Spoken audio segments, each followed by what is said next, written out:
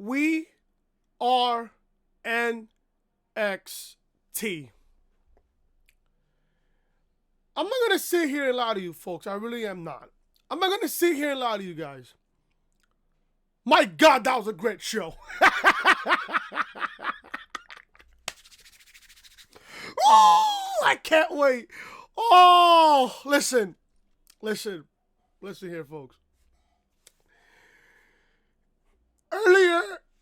Not earlier. Yesterday afternoon, while I was at work, or should I say yesterday morning, Tommaso Ciampa posted a video on his Twitter account on highlights of his neck surgery, of him working out and rehabbing and stuff like that. That was an amazing clip by Tommaso Ciampa. After watching that clip, and after watching NXT, I just finished watching NXT on my DVR. I just finished watching the show. After watching NXT and watching that Tommaso Ciampa clip on Twitter, there is no fucking question on my mind. This is not even a thought. They're saving Tommaso Ciampa for October 2nd. No fucking question. They're saving Tommaso Ciampa for October 2nd. When AEW goes live on TNT in just 2 weeks. They're saving Ciampa for that show. Now, Ciampa can make an appearance, but my God, that's going to play a big factor against AEW. And then people on social media want to be like, oh, NXT, NXT is not a legit brand. NXT is still a developmental brand. No, they're not. NXT is a legit third brand.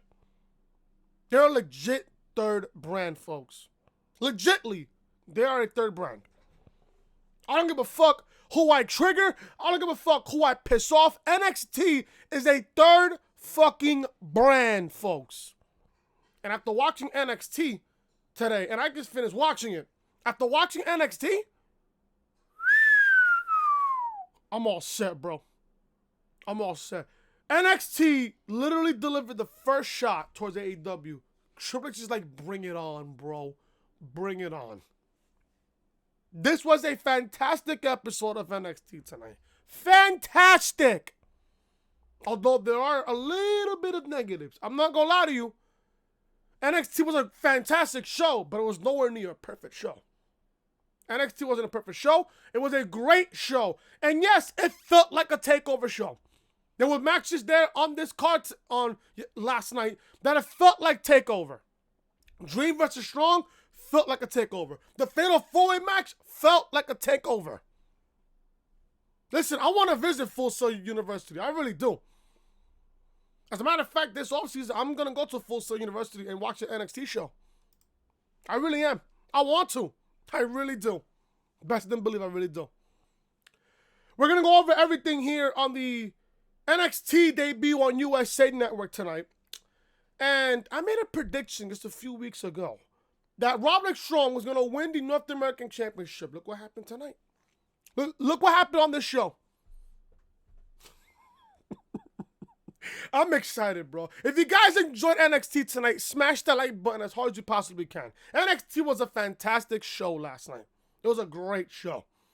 But there were just a little bit of negatives. Just a little bit of negatives. I'm not going to sit and lie to you. Just a little. Not a whole lot of negatives like Raw and SmackDown, but just a little bit. Just a tad bit of a negative right here on NXT on the USA Network. If you guys don't know who I am, I'm your boy Chris. Thank you guys so much for tuning back into the channel on this. Well, today is Thursday, September 19th, but I'm covering the show for Wednesday, September 18th, 2018. Thank you guys so much for tuning back into the channel. If you guys enjoyed NXT last night, hit that like button, smash that like button, leave a comment down below. What were your thoughts of NXT? Also, if you guys are new to the channel, be sure to show your support by hitting that subscribe button down below and turn on those bells, guys, for all notifications. SmackDown review live on the channel right now. Brock Lesnar versus Kofi Kingston WWE title match set for Fox. I have news on why this match is happening. I mean, it shouldn't take a rocket scientist to figure this one out, but I have news on The reason why Brock versus Kofi is happening on Fox, I'm reporting to you guys tomorrow on episode 59 of the Reality Podcast. But SmackDown Live Review is live on the channel right now. Link to this video will be in the annotation above that you see on the upper hand corner of your screen. Check out Monday Night Raw review for this past Monday. Yes, Raw was god-awful. Raw was god-awful. Wyatt versus Rollins has been confirmed for Hell in a Cell, plus The Fiend attacks Kane. And I think why this would be a very interesting angle going into quite possibly Survivor Series. Link to Raw review will be in the annotation above that you see on the upper hand corner of your screen. Also, check out Classic Champions review live on the channel right now. Link to this video will be in the annotation above that you see on the upper hand corner of your screen. And also, if you guys missed episode 58 of the Reality Podcast, it's also live on the channel right now. My Classic Champions preview and predictions video with TM161. Link to this video will be in the annotation above that you see on the upper hand corner of your screen. This is the official home of the Reality Podcast, so make sure you are following your boy Chris on social media. Twitter, Chris from Loring, and Snapchat, Chris was hated. And like I said, folks, if you guys are enjoying the content, be sure to show your support by hitting that subscribe button down below and turn on those balls, guys, for all notifications. Let's begin NXT tonight on NXT's debut on the USA Network right here on the Reality Podcast. We're going to begin NXT tonight with Triple H. Triple H speaks directly to a camera, hyping up NXT with a voiceover video package before coming out in front of the live crowd and a ruckus applause. More Ronaldo is shown standing alone on commentary, but Nigel McGuinness and Beth Phoenix are there off screen. I loved how NXT kicked off with Triple H. Obviously, you have to. This is Papa H we're talking about. This is Papa H. It's right that you have to put NXT to kick off the show with Triple H. It's only right. It's only right. We get a number one contender fatal four-way match. Io Shirai, Candice LaRae, Bianca Belair, and Mia Yim. The winner will be the number one contender for the NXT Women's Championship. Now, this match was good. This match is really, really good. All four women got their shit in. Io's great. Candice is great. Bianca's great. Mia Yim, she's good. She's not great, but she's good. I predicted that Mia was going to take the pinfall. It was either a matter of time, either Io, Candice, or Bianca was going to take the pinfall. Was going to pin Mia. This match was really, really great. I'm not even going to sit here and lie to you. This match was great. They only had one commercial break. Which I don't mind. Only one commercial break, but there was a match on this NXT show tonight that gave me not one, but two commercial breaks, and I did not like that. I really did not like that whatsoever, but we'll go over it. But we got this fatal four-way number one contenders match between Io Shirai, Candice LaRae, Bianca Belair, and Mia Yim. Now, this match was good. Like I said, this match was great. Great matchup. All four women got their shit in, but there only had to be one winner. And the winner would face Shayna Baszler for the NXT Women's Championship, which I'm hearing is going to happen in 2 weeks. In 2 weeks. On, I believe, October 2nd. Bing, ding, ding. Here we go. We're back for commercial. We immediately get a Tower of Doom with Candice at the bottom, Io above her, and Mia and Bianca on top. Candice gets caught in an octopus hole in the center of the ring, but the hold is broken up. After a series of attacks from all four competitors, they all are laid out in the ring. Bianca goes for KOD on LaRae, but is stopped by Mia. Yim hits Cold Blue on Bianca for a 2 count, broken up by Io. Belair takes Io and Mia out with a double spear. Belair hits a KOD on Candice, but the pinfall is broken up again. Io eliminates Mia and Bianca to the outside, preying on a vulnerable Candice. She goes to the top rope, but Yim pushes her to the outside of the ring. Yim gets LaRae in the electric chair, but Candice reverses it into a poison Frankensteiner, follows it up with a moonsault, and covers Yim for the 3 count and the victory. So obviously, Mia was going to take the pinfall. Who was going to win the matchup? Candice. Candice won the matchup. Now, I was predicting Io to win this matchup, but at the same time, not having Io pinned protects her. Not having Bianca pinned protects her as well.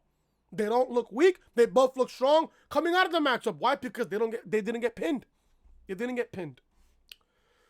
So Candice wins. Candice celebrates at the top of the ramp, but Shayna Baszler comes out with Marina Shafir and Jessamine Duke in tow. Shayna taunts LaRae at the top of the ramp, but Candice is not intimidated. So we're getting a match between Candice and Shayna 2 weeks at the NXT show on the USA Network for the NXT Women's Championship.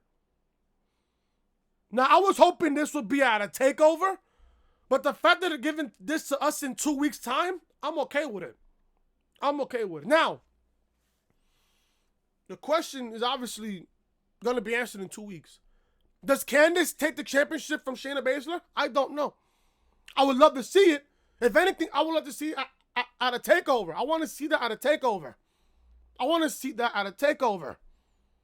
But the fact that they're giving me this matchup in 2 weeks' time, only reason why they're doing this is to compete with AEW. Obviously, we all know that. But this Fatal 4 match was good for what it was. It was really good. Everyone got their shit in. We all know Mia was going to take the pinfall, which is the matter of fact of who's going to pin her. Candice won. Good. Now we get the match in 2 weeks. Even though I would love it for a takeover, but this is just okay. I don't really mind it.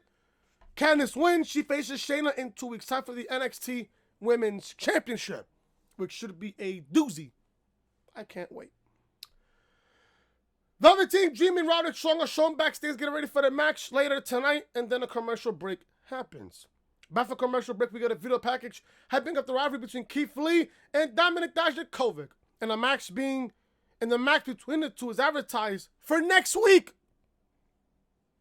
If you missed their classic a couple of weeks back, you're not going to miss this match next week. My God. The match that Dijakovic and Lee put a few weeks back was a classic. One of the best NXT TV shows matches of the entire year. And we're getting this match again next week. I can't wait. Strap me up. I can't wait. Next is a video package hyping up the upcoming match between Matt Riddle and Killian, which they fight in a street fight later on tonight.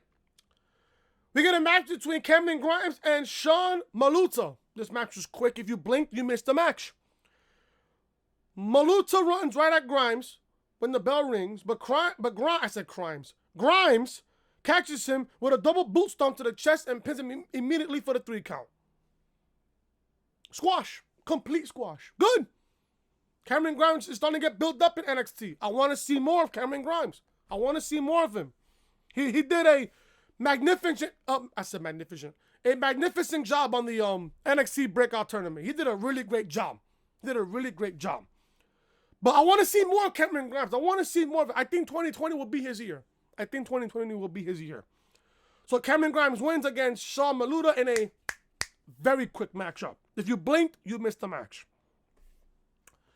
We get a video package advertising the NXT North American Championship match is shown. After the video package, they go to another commercial. Then a short video package hyping up Damian Priest runs after commercial, which I love Damian Priest. I want to see more of him, by the way. Then we get the NXT North American Championship match between Velveteen Dream and Roderick Strong. This match felt like a takeover all over again. Now, the only negative on this matchup was that it didn't have not one commercial, but 2. It had 2 commercial breaks. In a championship match, the most commercial breaks we should be seeing is 1. Now, I understand you got to advertise shit and then they got to get paid for it. But come on. In a championship match, you are going to give me not 1 but 2 commercial breaks? That's a negative for me. That's one negative for me throughout this whole entire show. But the way this match was constructed, listen, whoever was the producer for this match, I want to sit here and shake your hand. This match was great. This match felt like a takeover. It had a big fight feel, which I love feeling coming into these matches. This match was great. My hat's off to both these men, Strong and Dream. Listen, people are underutilizing Roderick Strong. NXT, bro, listen, Roderick Strong is underrated. He is very underrated, let me tell you. The fact that Roderick Strong hit a V-trigger knee, that's towards Kenny Omega. Who in this sport of professional wrestling is known for the best for using a V-trigger knee strike? Kenny Omega. They had Roderick Strong hit a V-trigger to Velveteen Dream. If that's not a direct shot towards Kenny Omega, I don't know what is. I have no idea what is.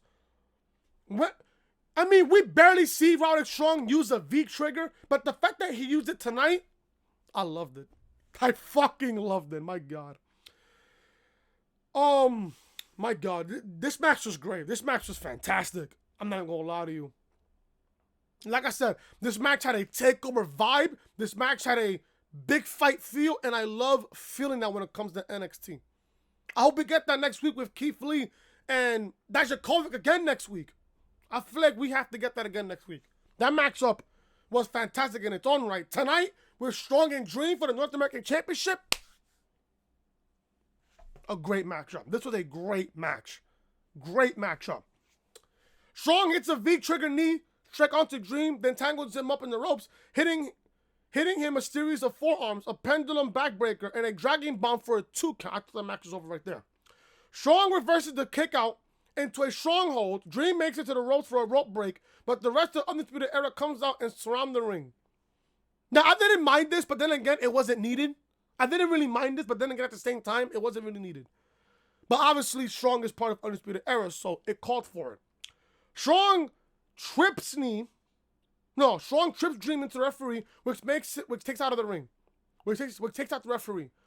Dream hits a Dream Valley driver, but the rest of Undisputed Era jump to the apron and Dream has to fight them off. Strong takes advantage of the distraction, hits a backbreaker for Dream, followed by a pin, but Dream kicks out. I thought that was over right there as well. Dream hits the Dream Valley driver again, goes to the top rope, but while the referee is distracted by Kyle O'Reilly, Adam Cole hits Dream with a super kick. Strong takes advantage, hits a backbreaker, pinning Dream for the 3 count. Roderick Strong becomes the new NXT North American Champion. That was a great sequence. Great sequence. And like I said, Strong is very underrated in NXT. Nobody talks about Roderick Strong. People think that Roderick Strong is the weakest out of all Undisputed Era. No, he's not. He's now NXT North American Champion. This was a fantastic matchup. Now, this begs the question, and I asked this just now before I started recording. Strong is now NXT North American Champion. Kyle O'Reilly and Bobby Fish are NXT Tag Team Champions, and Adam Cole is NXT Champion. What happens on War Games? What happens on War Games? That's what I'm asking. What are you booking towards War Games in that War Games match? Are you using 2 teams or are you going to use 3? Now, I can see this totally happening. I can see Team Undisputed Era versus Team Riddle versus Team Strong versus Team Riddle. I'm just going to say it again. Either they booked 3 teams. Team Undisputed Era versus Team Riddle versus Team Dian. Now, remember back in the first War Games match, they had 3 teams. They had 3, I believe 4, if I'm not mistaken. I think it was 3 teams of 4. Or I think 3 teams of 3. I'm not too sure. But 12 men in a matchup? I guess. I don't really know, but I don't know how they book into War Games, but listen, War Games is going to be in its own identity for itself. We're going to see how War Games is being booked coming into October. We're going to see how War Games is being booked. But now, Adam Cole's prophecy is officially complete.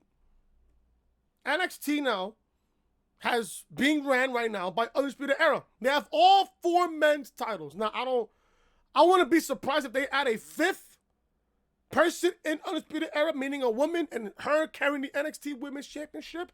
Maybe. I don't know. I really don't know.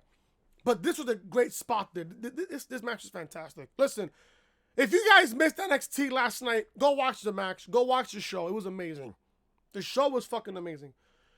They had Strong and Dream end the first hour of NXT on the USA Network. They ended the first hour, which was good. I didn't mind the match order for the whole entire show. I didn't really mind it.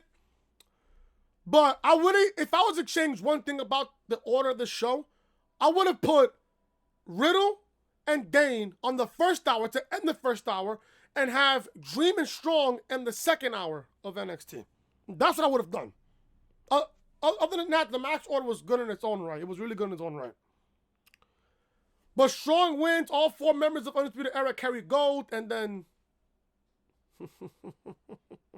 that, folks, is Undisputed. By the way, I have to cop their fucking shirt, by the way. I have to cop their shirt. I have yet to cop a shirt. I have to. Undisputed Era stands strong, draped in gold at the top of the ramp as the first hour of NXT goes off the air on the USA Network, and we switch to the network for hour 2. The second hour opens with all 4 Undisputed Era members still celebrating at the top of the ramp, and we see a recap of how Strong won the NXT North American Championship. Now, I'm hearing that people had trouble with the network on the second hour. Listen, I said this to Storms, and I guess now he agrees. The first hour of NXT on the USA Network was good. Second hour in the network is going to be good. Now, because of the network issues and shit, because of the network issues, I get why now he said that. I get now why he said that. But at least they got more subs for the network. That's what I want to know. That's all I'm going to say there. The commentary team also recaps the ending of the Fatal 4 women's match at the top of the show, showing Candice LaRae picking up the pinfall victory and being confronted by Shayna Baszler. Candice LaRae versus Shayna Baszler for the NXT Women's Championship is set for 2 weeks from tonight on the USA Network. I guess now starting October 2nd, the NXT shows will now be a full 2-hour show on the USA Network because Suits is finishing their series finale, which will finish, I believe, next week, which will finish the finale next week.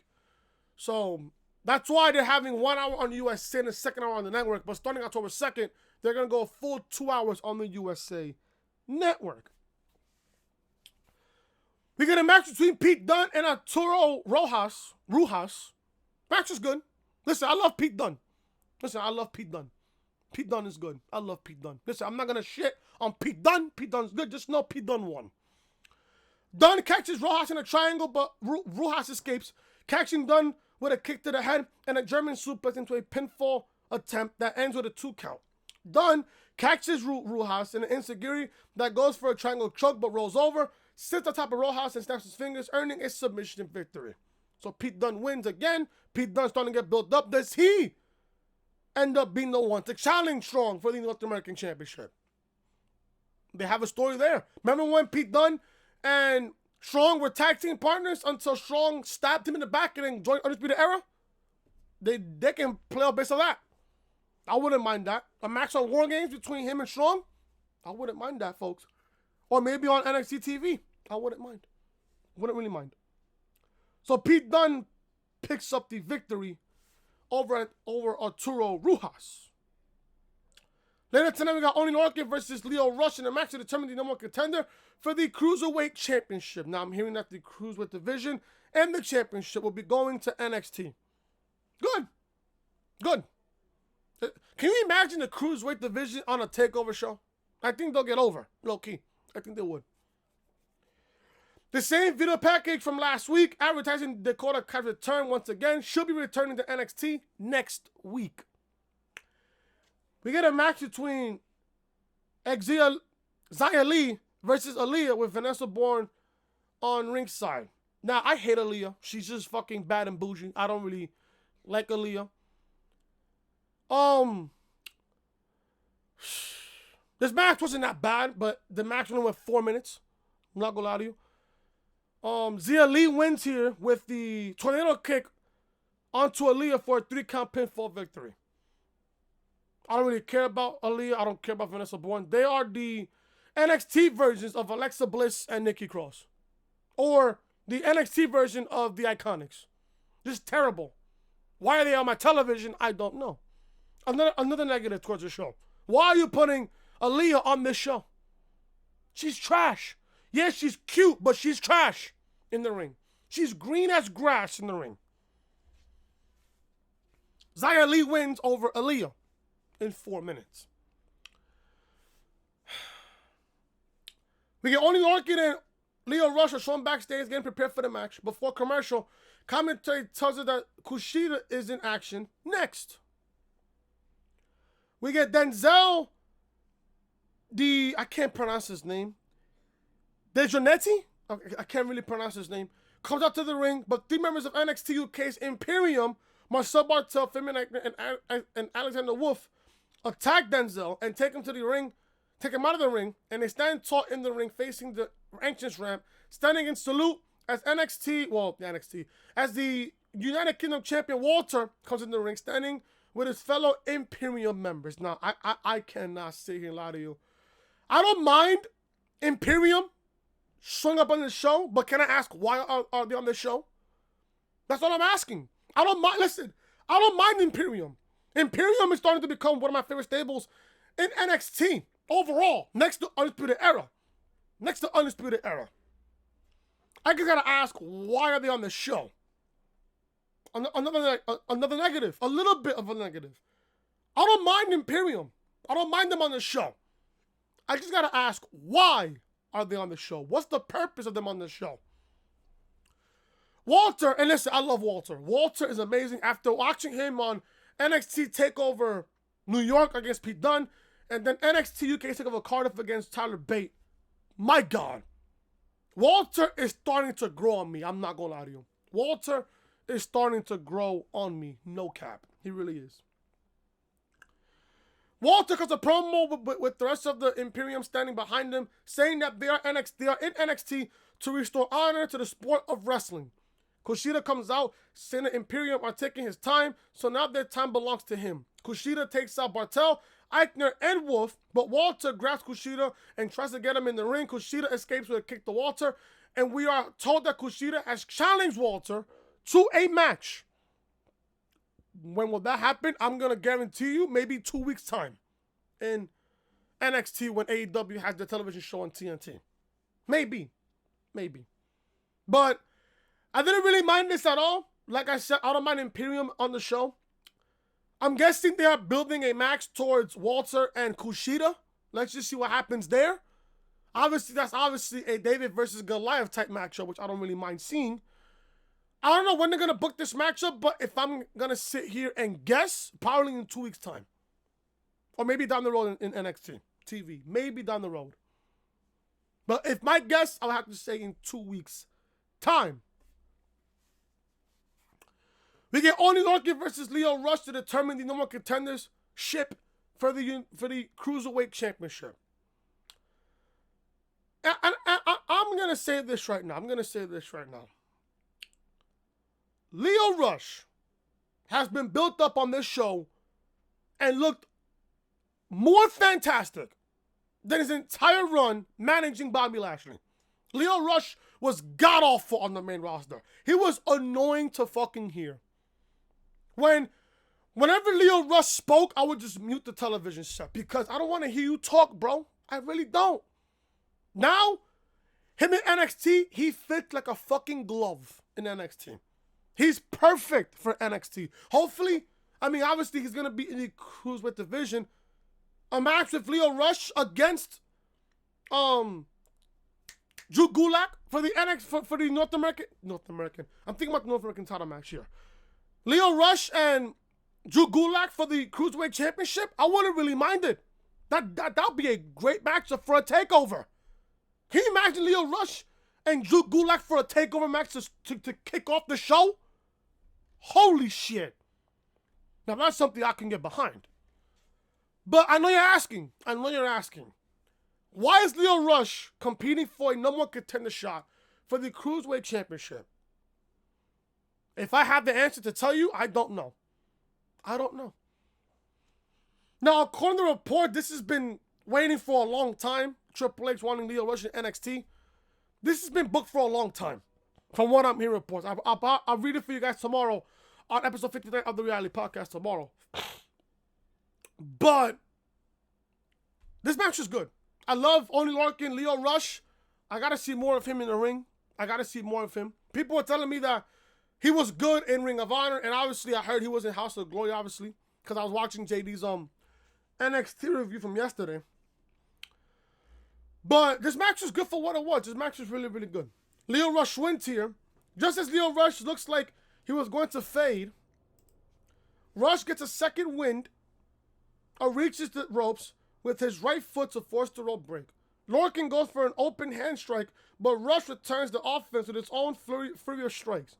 Lorcan hits some strong open hand slaps on Lio, but when Lorcan goes for a blockbuster, Rush reverses it into a Spanish fly. Then it looked beautiful, by the way. At least I love the Spanish fly. Rush capitalizes and hits a frog splash from the top rope for a 3-count pinfall victory. Lio Rush is the #1 contender for the Cruiserweight Championship. I don't really mind, but I gotta ask, what did Lio Rush do to gain a Cruiserweight Championship opportunity? Why is he competing for a #1 contendership when we haven't seen him on TV for a while? Since the main roster. I'm not gonna sit here and say it's a negative, but if they're gonna start building up the Cruiserweight division, Lio Rush has to be the perfect guy there. He's the perfect guy for the Cruiserweight division. He really is. He really is. So Lio Rush wins. He is the #1 contender for the Cruiserweight Championship. Main event, guys. We get Matt Riddle versus Killian Dain in a street fight. Now, this match, I believe this went to a no decision. If I have to sit here and guess, this happened in a no decision. Dain immediately goes after Riddle, surprising him with early offense, but Riddle strikes Dain, hits Dain with a pair of suplexes. Riddle goes for a Broton, but Dain reverses. Dain goes outside and finds a kendo stick. Already the offense was starting to kick in already. But Riddle gets the stick and hits Dain. Dain back body drops Riddle over the barricade and hits Riddle with a kendo stick, following that up with a huge senton. Listen, Killian Dain is a big dude. Hitting a senton. My God. Jesus Christ. Dain and Riddle fight into the backstage area, and then outside the area, Dain throws Riddle into the side of a production truck. Riddle attacks Dain, but United Kingdom champion Walter and attacks Riddle. The rest of Imperium appear and gang up on Riddle, but quickly the Street Profits, Dominik Dijakovic, Pete Dunne, and the Forgotten Sons, and assorted security guards get involved in the Rumble. Dain and Riddle make it back into the ring and get separated by security, and a giant brawl has broken out outside of the ring, with all competitors eventually making it into the ring at one point. All wrestlers eventually clear the ring, with Dain standing alone. Dain then hits a tope suicida and takes out a group of people. Some wrestlers get back to their feet and continue to brawl, while others lay in a heap on the ramp as NXT goes off the air. This was a crazy brawl to end NXT. You had Imperium, you had the Street Profits, you had Dominik Dijakovic, Pete Dunne, the Forgotten Sons, and multiple security guards. Jesus Christ, this was chaotic. Chaotic. And I love this, and I love seeing shit like this. How is this rivalry, how is this feud going to end between Matt Riddle and Killian Dain? How? How's it going to end? I don't know. Will we find out next week? Maybe. I don't know. But Riddle, and like I said, it's only a matter of time before Matt Riddle goes after the NXT Championship. It's only a matter of time. But the more Matt Riddle is trolling on social media and shit, saying whatever he wants to say and shit without having Triple H's approval or anybody else's approval, the more it's going to fuck up his push. Listen, I love Matt Riddle. I do. Killian Dain, he's starting to be built up as a legit monster in NXT. I want to see more of Killian Dain. I want to see an actual matchup. We have not seen an actual match. I mean, we've only seen, I think, one actual matchup. I think Killian Dain won that matchup with Matt Riddle. But I want to see, like, a crazy matchup between these two men with an actual finish. This was a great episode of NXT. I'm looking forward to next week. That I'm looking forward to this next week. My God, I can't wait for next week. But we're getting Dominik Dijakovic versus Keith Lee again, this time next week. If you saw the matchup they had a few weeks ago, can you imagine what they can do next week on NXT? Give them 20, 25 minutes. My God, a classic. A classic. This was a great show. Despite having a little bit of negative on this show, this was a great show. My match of the night, in my honest opinion, was Dream versus Strong. That was my match of the night. People were saying that Lio Rush and Oney Lorcan was a great matchup. It was a fantastic match. But I think, in my honest opinion, Strong and Dream was the match of the night, in my honest opinion. Mine's the picking match of the night. And that, folks, is the reality of things right here on NXT Review right here on the Reality Podcast. Thank you guys so much for watching. If you guys enjoyed NXT Review, hit that thumbs up. Leave a comment down below what you guys thought of NXT tonight. Also, if you guys are new to the channel, be sure to show your support by hitting the subscribe button down below. Turn on those guys for all notifications. SmackDown Review live on the channel right now. Monday Night Raw Review live on the channel right now. Clash of Champions Review live on the channel right now, as well as episode 58 of the Reality Podcast live on the channel right now as we speak. All these videos will be in the annotation above that you see on the upper right hand corner of your screen. This is the official home of the Reality Podcast, so make sure you're following me on social media. Twitter, Chris from Lawrence, Snapchat, Chris was Hayden. And like I said, if you guys are enjoying the content, be sure to show your support by hitting that subscribe button down below. Turn on those bells, guys, for notification. I'll see you guys tomorrow for episode 59 of the Reality Podcast, where we go over the news and rumors on why Brock and Kofi was confirmed for Fox on October 4th. We're going to find out why that's happening. And a whole bunch of news right here on episode 59 tomorrow on the Reality Podcast. So then, I'm Chris. Leave a like, comment, subscribe, share the video all over social media. I'll see you guys tomorrow for episode 59 of the Reality Podcast. So then, I'm Chris. Talk to you guys later.